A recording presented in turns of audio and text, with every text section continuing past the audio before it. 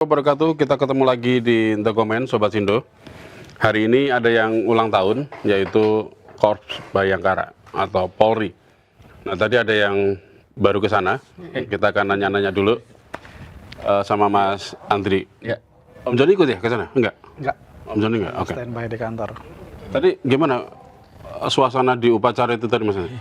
Masih pakai batik nih, karena tadi acara di sana. Iya tadi Formal ya, resmi ya? Harus formal karena ada Presiden Prabowo, terus Presiden ke-7 Joko Widodo juga hadir. Ada Pak Jokowi ya? Ada Pak Jokowi juga di sana. Terus kemudian pejabat-pejabat tinggi negara ya, mantan-mantan Kapolri juga hadir. Terus rame sih suasananya. Dan memang ini agak sedikit berbeda karena tahun lalu kan seperti yang kita tahu ya, digelarnya kan di lapangan Monas ya, dan ini tadi digelar di lapangan Brimob Cikeas. Dan ini saya juga baru tahu tuh, ternyata luas ya lapangan Brimob Cikeas itu. Dan ada pesan yang ingin disampaikan nggak ya dengan menggelar upacaranya di sana? Ya entah ya, maksudnya kita juga lagi berpikir gitu, kenapa kok tiba-tiba dibawa acara ini ke sana gitu. Itu kan komplek ini kan ya? Komplek Brimob. Brimob. Iya, komplek Brimob. Jadi sepanjang jalan itu kanan kiri itu memang ini Termasuk tim bangunan Brimob ya. Tim Detasmen 88 di situ juga. Betul. Dan ya mungkin karena tempatnya punya pribadi gitu ya, mungkin nih. Jadinya tidak terlalu banyak perizinan atau apapun gitu ya, karena kan kalau di sana kan di Monas kan ramai, terus kemudian menyebabkan kemacetan juga. Betul. Gitu. Nah di sana sih tadi berjalan lancar acaranya, dimulai dari sekitar pukul 7:30 pagi ya, pembukaan dan segala macam. Terus kemudian ya acara ada pidato juga Pak Prabowo. Ini mungkin yang mau kita bahas ya nanti ya pidatonya ya. Nah, ada juga atraksi, sebenarnya itu yang menarik. Ada atraksi anti teroris, terus kemudian atraksi Pasukan Brimob ya? Pasukan Brimob, betul. Satlantas juga biasanya. Satlantas juga atraksi penyergapan penjahat atau pelaku kriminal, penyanderaan, terus sama terjun payung. Ada terjun payung. Ada terjun payungnya juga gitu. Nah, yang menarik lagi sebenarnya di sana itu ada etalase yang dipakai gitu ya, untuk menunjukkan apa saja yang sudah dilakukan oleh pihak kepolisian. Tapi di luar dari tugas dia ya, di luar dari tugas dia sebagai aparat keamanan. Jadi ada yang memakai, ada yang dibuat itu ada kayak solar panel, ternyata itu mereka bikin. Terus kemudian juga alat untuk panen, itu juga mereka bikin gitu. Jadi SPPG ada juga? SPPG enggak. Oh, enggak di etalase? Enggak ada, tapi banyak itu mereka. Banyak, benar. Tapi disampaikan kan sama Pak Listio ya, Pak Kapolri ya. Dapat apresiasi ya? Mendapatkan apresiasi karena zero accident katanya. Nah, tetapi yang tadi disampaikan, ya itu tadi. Jadi begitu kita masuk ke dalam lapangan upacara ya. Nah, di kanan kirinya itu ada kayak semacam ini, alat-alat itu tadi gitu. Ada solar panel, ada alat panen gitu ya. Terus kemudian ada jadi kayak hasil yang sudah dilakukan oleh Polri di luar tupoksi petugasnya gitu. Tapi yang pengen yang paling Mas Andri notice dari tadi datang ke sana itu apa? Saya berpikir tadinya kan kita pengen tahu ada inovasi apa ya. Gitu. Kalau tahun lalu kan ada robot anjing ya. Oh iya. Iya. Ternyata kayaknya tahun ini nggak ada. Kemarin soalnya begitu ditunjukin malah dihujat kemarin. Iya, makanya. Jadi nunjukin lagi. Iya. Kalau Om Jon, perayaan tahun ini HUT ke-80 Polri yang paling dinotis dari tadi berita-berita yang sudah kita sajikan apa aja Mas? Yang paling yang perlu di-bold masyarakat perlu tahu. Terkait tempat di satuan latihan Brimob di Cikeas itu memang kemarin Kadipomas kasih statement bahwa di situ karena dekat dengan masyarakat dan ingin menyatu dengan masyarakat itu. Jadi masyarakat dilibatkan dalam Jadi bukan karena nggak dapat izin di Monas. bukan soal itu. Tapi tapi tadi memang ramai juga tuh masyarakat. Iya, jadi masyarakat itu kan ada yang naik tank, naik panser, terus mereka berbaur dengan anggota personil Polri gitu. Jadi emang sesuai dengan temanya pengabdian Polri untuk masyarakat. Oh, tema tahun ini itu ya. Nah, jadi bagaimana Pengabdian Polri untuk masyarakat. Oke. Jadi bagaimana Polri sekarang ini sudah berubah. Jadi citranya, image-nya sudah berubah, dekat dengan masyarakat, dekat dengan rakyat.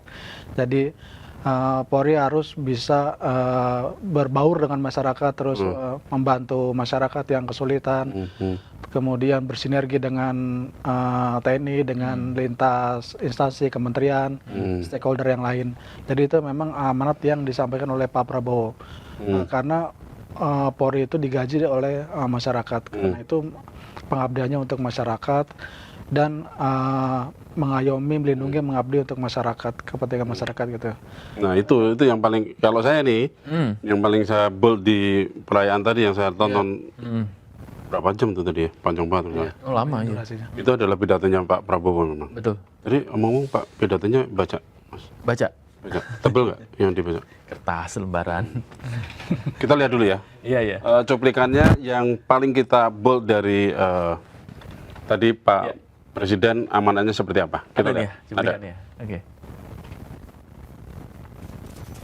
Hukum harus menjadi tempat berlindung bagi mereka yang lemah. Hukum tidak boleh tajam ke bawah, tumpul ke atas. Hukum tidak boleh menjadi alat mereka-mereka yang punya uang.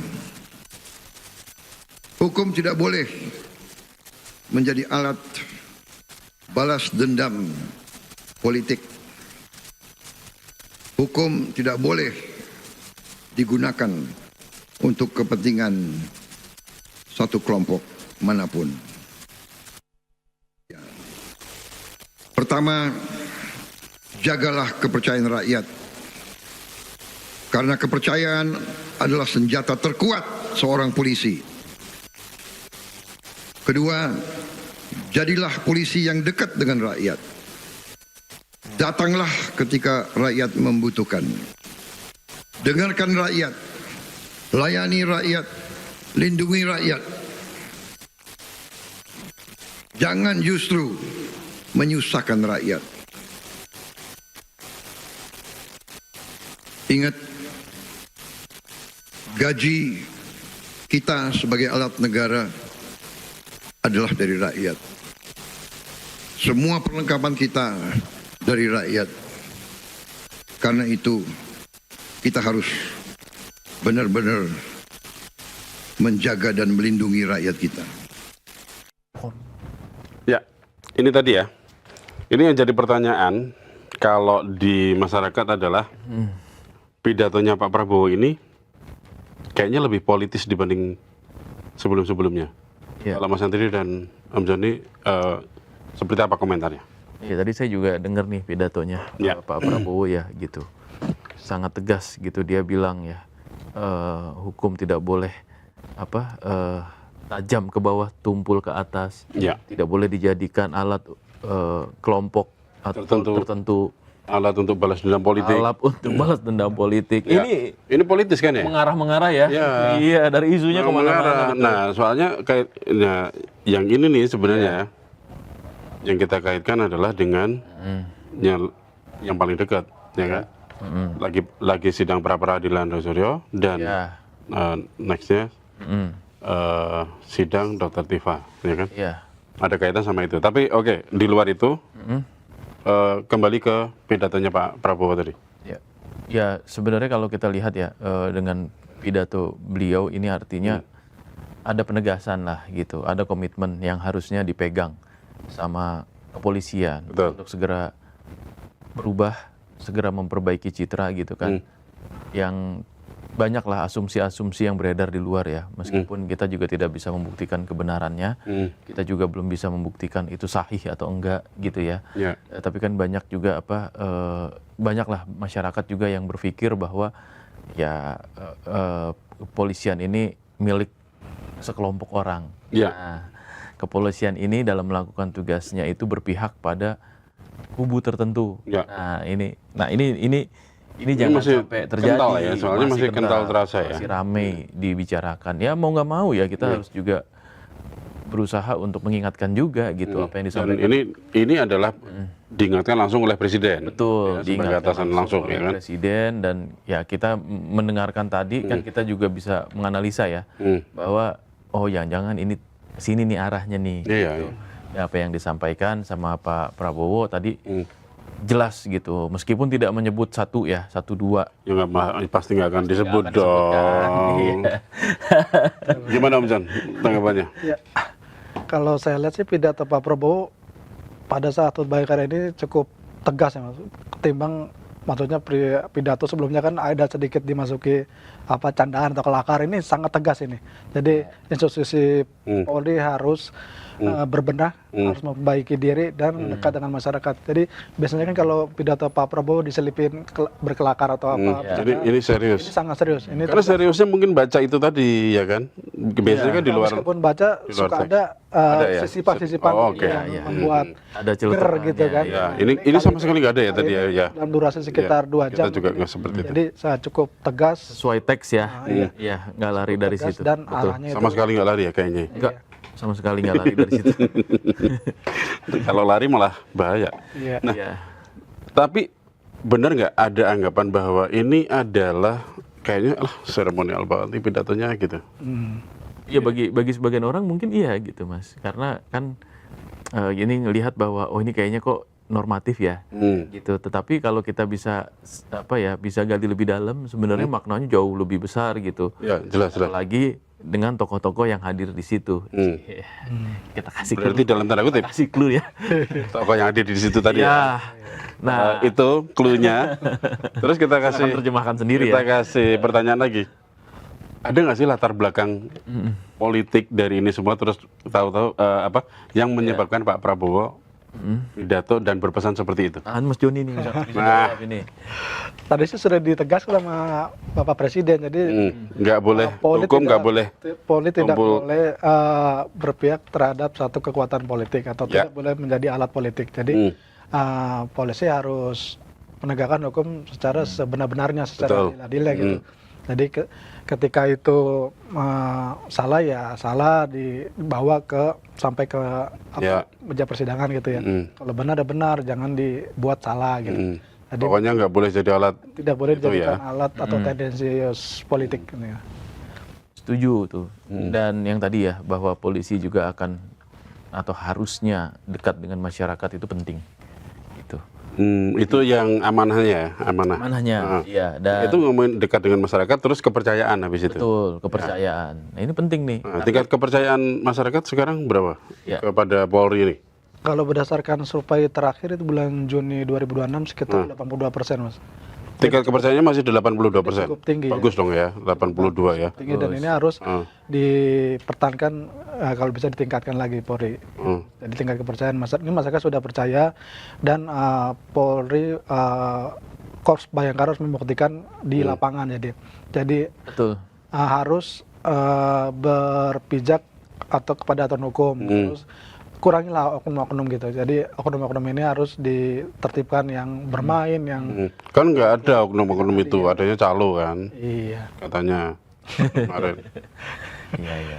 iya gitu, Mas. Ya benar ya, maksudnya gini, setiap profesi, setiap setiap jabatan ya profesi ya, itu kan pasti ada juga ya. Mau kita nggak bisa pungkiri ada yang baik, ada yang kurang baik gitu kan.